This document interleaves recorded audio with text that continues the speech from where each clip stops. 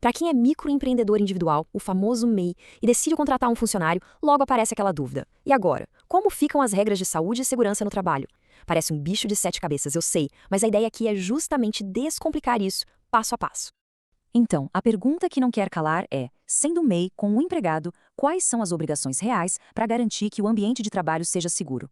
A boa notícia é que a resposta pode ser bem mais simples do que parece. De um lado, a gente vê aquele programa de gerenciamento de riscos, o PGR, super complexo que as empresas maiores precisam ter. Mas do outro lado, para o MEI, o caminho é bem diferente. É uma gestão simplificada, focada só no que é essencial. Isso, por si só, já dá um alívio, né? Então, vamos deixar isso bem claro. A norma regulamentadora número 01, a NR01, dispensa oficialmente o MEI com funcionário da obrigação de elaborar o programa de gerenciamento de riscos. Esse é o nosso ponto de partida.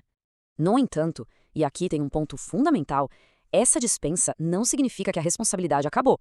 Como o próprio material do governo diz, não é uma carta branca para lavar as mãos. A segurança do funcionário continua sendo, sim, uma obrigação do empregador. E é aqui que a gente precisa aprofundar um pouco mais. Então, por onde começar? O ponto de partida é um só. O primeiro e mais importante passo é a identificação dos riscos. É essa análise inicial que vai definir todo o resto, todo o caminho que precisa ser seguido. No fim das contas, tudo se resume a uma única pergunta. No dia a dia, na sua operação, o funcionário está exposto a algum agente físico, químico, biológico ou a riscos ergonômicos? A resposta para essa pergunta, um simples sim ou não, vai te levar para dois caminhos completamente diferentes.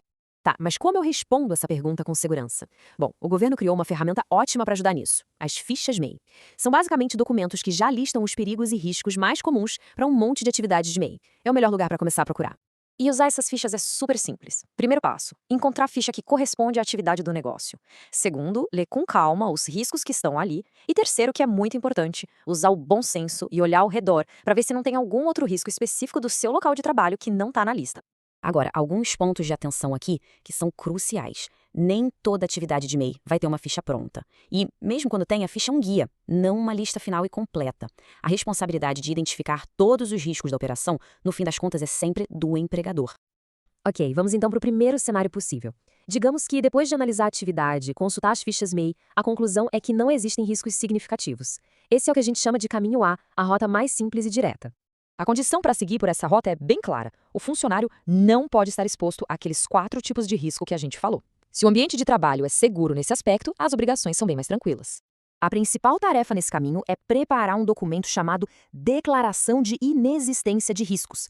É basicamente uma afirmação formal que dá para fazer direto no sistema do governo, confirmando que o ambiente foi avaliado e que não foram encontrados esses riscos específicos. E o benefício de fazer essa declaração é enorme. Ela isenta oficialmente o MEI de ter que preparar não só o PGR, mas também o PCMSO, que é o Programa de Controle Médico, e o relatório analítico dele. Na prática, isso quer dizer menos burocracia, menos papelada complexa e menos custos.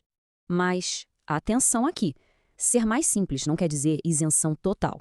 Mesmo nesse caminho mais fácil, a responsabilidade de pagar pelos exames médicos obrigatórios do funcionário continua existindo.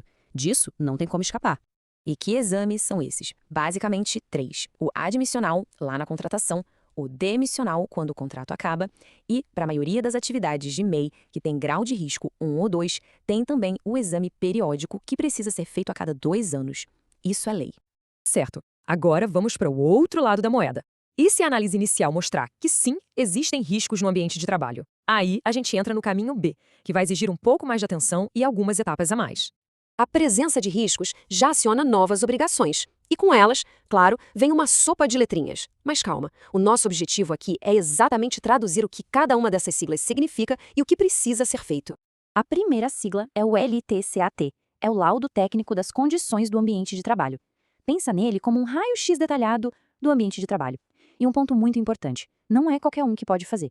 Ele precisa ser elaborado e assinado por um médico do trabalho ou um engenheiro de segurança do trabalho.